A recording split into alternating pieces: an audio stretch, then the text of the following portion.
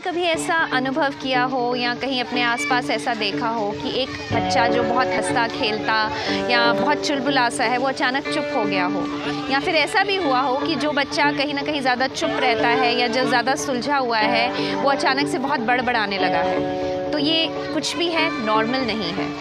अब कैसे जाने समझें या पता लगाएं कि कहीं कोई बच्चा किसी ट्रॉमा में या किसी अब्यूज़ का शिकार तो नहीं हो रहा है।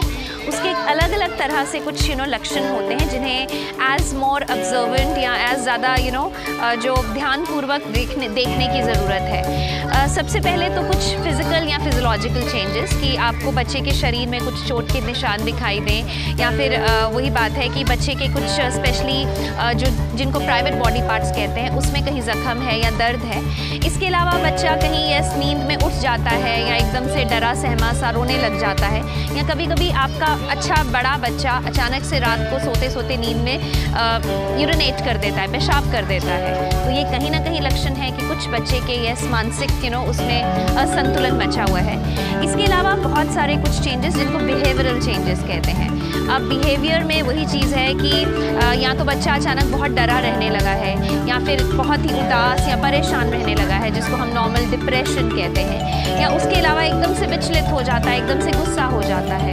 तो वहीं पर ध्यान देने की ज़रूरत है कि कुछ सही नहीं चल रहा।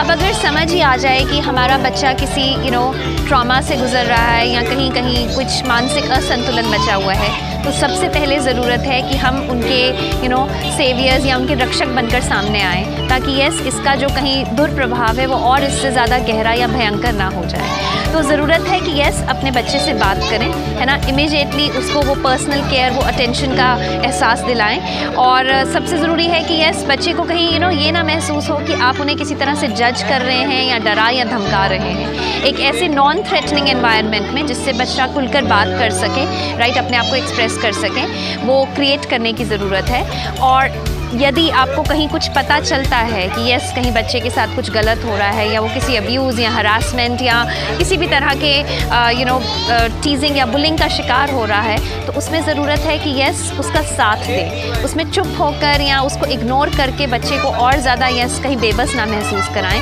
तो जी हाँ, चाइल्डहुड ट्रॉमा से अपने बच्चों को बाहर निकालने के लिए सबसे ज़रूरी है कि हम एज एडल्ट्स उनके सेवियर्स बने, और जो सबसे ज़रूरी है उनका साथ दें, चुप्पी तोड़ें और इस बारे में बात करें।